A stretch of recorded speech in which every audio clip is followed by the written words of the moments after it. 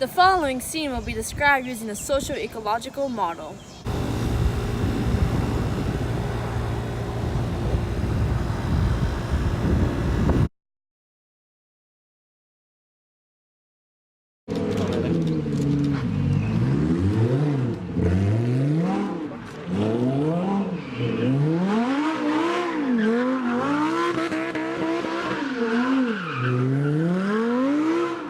So, first let's examine the model itself and see why it is important. What is it? The socio-ecological model is a conceptual one that outlines how health status of an individual is influenced not only by values and attitudes of an individual, but also by the personal relationships, community, and societal factors. According to the Institute of Medicine, this structure is defined as a model of health that emphasizes the linkages and relationships among multiple factors or determinants affecting health. The importance of this model is very crucial because it enables us to organize thinking and guide designs of interventions, and most importantly, evaluate effects of intervention. This framework helps understand the interactive effects of personal and environmental factors that determine behaviors, and for identifying behavioral and organizational leverage points and intermediates for health promotion within an organization. And professionals are able to identify a deeper understanding of what the pathways are toward healthy and unhealthy behaviors. How is this important for health promotion? Well, by applying this model, we're able to understand not just that, but understanding how these levels interact professionals and how they're able to plan a public health approach to prevent harm and illness to an individual. It also explores the relationship between individual and contextual factors, and it considers human behavior as a product of multiple levels of influence on behavior. Let's talk about the components. There are 5 nested hierarchical levels of the SEM: individual, interpersonal, community, organizational, and policy/enabling environment. Identified in each level are factors that make up the complexities of life. Each level invariably overlaps and interacts with one another. For this to make more sense, I'll be using the socio-ecological framework to identify the 5 factors that could lead an individual to reckless driving. So let's begin. The first step is the individual level. Characteristics of the individual such as knowledge, attitudes, behavior, self-concepts, skills, and developmental history. This includes gender, religious identity, racial, ethnic identity, sexual orientation, age, goals, values, etc. In order to, for reckless driving, we can examine the skills of the driver, how old they are, if they have poor motor control or driving skills. These can be risk factors. Also, demographic, male or female, or if they're young, or their experience at driving. Most guys are reckless drivers and speed compared to girls. Also, at a literacy level, they might not have the knowledge in order to successfully drive. And now, she's an internet sensation. She has 33,000 followers on social. Yeah. And I said, this is how you go?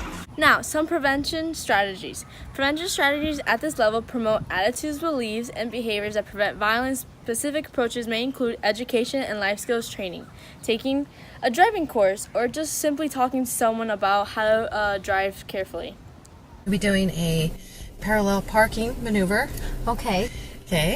The second level is the interpersonal. This consists of individual behavior change by affecting social and cultural norms and overcoming individual level barriers. Friends, family, healthcare providers, community health workers, or promoters and patient navigators represent potential sources of interpersonal messages and support. For college students, this also includes roommates, housemates, resident advisors, rituals, Greek life. Another factor is peer pressure. There could be people, or in this case friends, who are influencing them to drive fast. People try to fit in, so they try to speed and just drive recklessly. Also, relationships in the past can cause the behavior to be normal.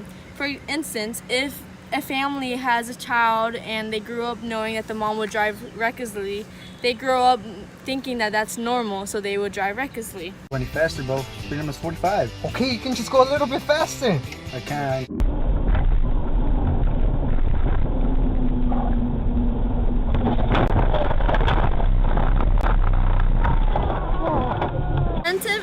Prevention strategies at this level may include parenting or family-focused prevention programs and mentoring and peer programming designed to reduce conflict, foster problem-solving skills, and promote healthy relationships. Taking a full history from them, doing a physical examination, doing bloods, and doing an ECG.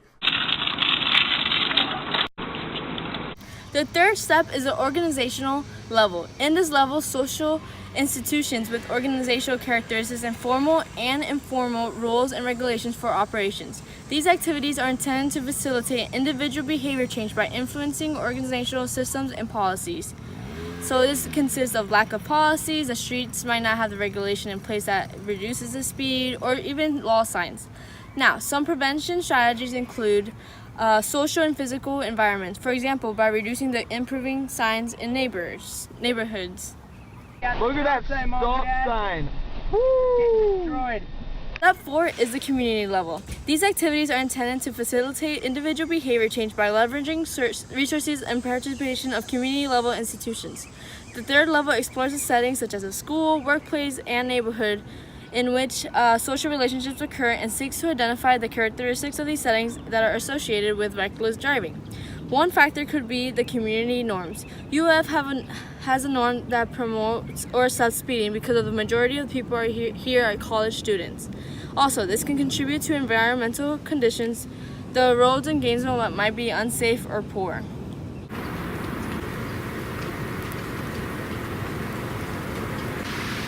Now, the prevention strategies for step 4 is social and physical environments. For example, by reducing social pressure, improving the road settings. Step 5 is the policy level. These activities involve interpreting and implementing existing policies. Federal, state, local, and tribal government agencies may support policies that promote healthy behavior. This includes collaborating with coalitions to communicate policy decisions to the public, for example, insurance, mandates for screening. As city business, I believe we all have a right to speak to it. 5. Prevention strategies for step 5 are law and policy punishments for breaking road rules, fines, or campaigning more awareness.